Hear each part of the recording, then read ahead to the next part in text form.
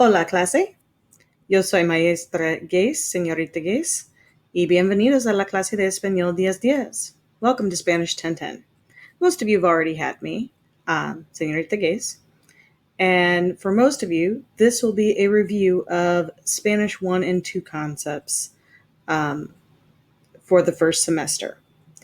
If you are brand new, this class is probably going to feel very fast-paced, so let's get at it. What you should expect. If you are, as I said, a former student of mine, you are reviewing a lot this semester. You're reviewing a lot of vocabulary. You're reviewing a lot of basic Spanish grammar. You might be picking up just a few little nuances that you didn't know before, like little tidbits of, oh, okay, this is specifically when I use this. For each chapter, we will have a test, a project, worksheets. Now, because we are using Canvas this year, your worksheets are taking on a different form. Instead of being on paper most of the time, they will be retakeable quizzes that you can fill in. You'll have up to 3 times to take them. You can use your book, and your last score is the one that gets taken. So you'll have noted which ones you got wrong so you can fix it each time. Culture quizzes, you get 1 chance on those, but they are still open book, and practice opportunities. For right now, the test will be in class, in person, due to the speaking options.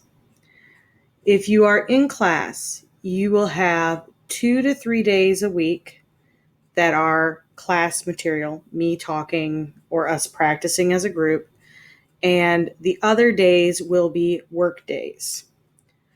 Additionally, if we have a 5-day week, you will have 1 day that I call an SI, study intensive session.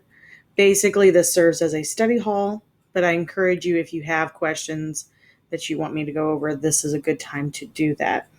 This is because the Rhodes class is, of course, a 3-hour credit.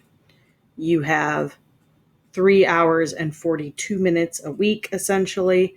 So you're getting that last 42 minutes as a study hall time. So, as I said, for each chapter, and I put chapter in quotes, you will have a test. Now, some chapters, because they are related topics, I combined 2 chapters into 1 chapter unit, okay? And the first chapter is a good example. Chapters 1 and 2 are so basic. There's so much of like, can you give basic information about yourself and what you are studying and so on. I felt they made sense for you guys to put them together. So I have a study guide here, Examen de Capítulo 1 y 2. I'm not going to go over that right now. I'll save that for another page and video. But as you can see on the study guide, each of your tests will have a speaking, hablar, a listening, escuchar, a reading, leer, and a writing, escribir, a grammar, gramática, and a culture section, cultura. So that is just something to be aware of and what you should look for. Additionally, you'll have a project for each chapter, and the project will be worth close to, but not quite what the test is worth. This is to help balance out. As always with projects, you can give me stuff to look over, and I will give you feedback before the project is due. However, I do now make it that if you want me to review it, you need to get it to me at least a week before the actual deadline for any major revisions. If you have just a quick question, that can always be done later. And for each proyecto, I have a rubric similar to how this one is set up. Now that we're using Canvas, you will usually upload them via file upload if this is a digital format. If there is a hard copy, like if you make a physical book for something, you can turn that in class. And if it is something like a skit or whatever, you usually will have an option to perform it in class if you don't want to upload a video. If you are in class physically, you will also get a calendar telling you what we will be doing each day. If you are in the situation where you're off campus or you're taking this independent study, you can choose to use this calendar if you want, but obviously you are not getting to do materials with a class as a whole, so that is on your own schedule. The due dates will also be populated into the calendar on Canvas, so you're welcome to just use that if that's better for you. Lastly, I will be giving you a list of the vocabulary I require for each chapter. It is a slightly shortened version of the vocabulary available at the end of the chapter, as I often will say, okay, these words not as important, these words more important. So while we're here, let's talk about your textbook a bit. Dicho y hecho, beginning Spanish.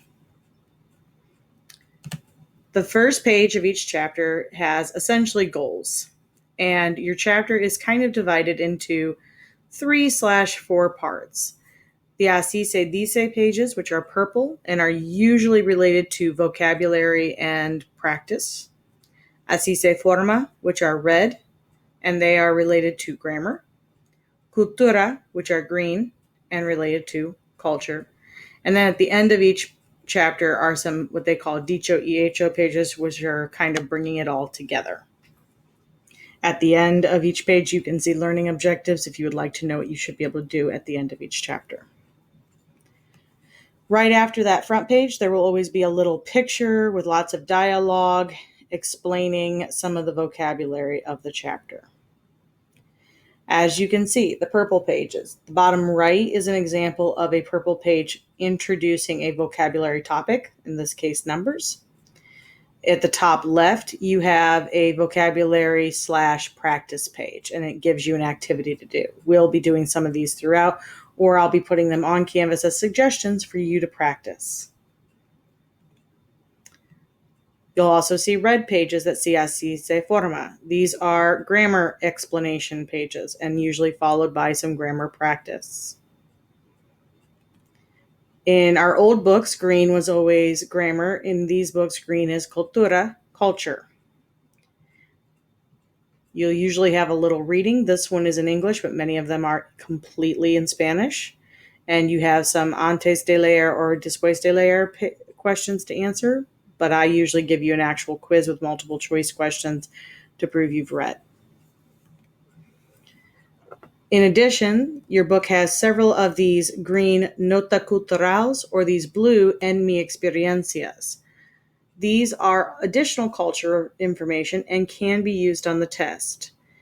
The nota cultural, as you can guess, means cultural note, so they're just explaining a little topic rather than something that needs a longer explanation.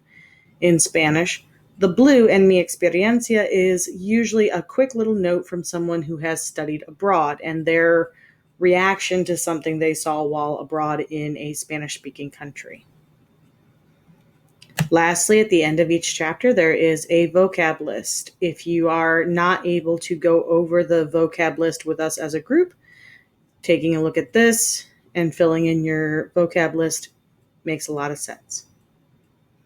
And hopefully that gives you a good idea of what to expect in Español 10-10.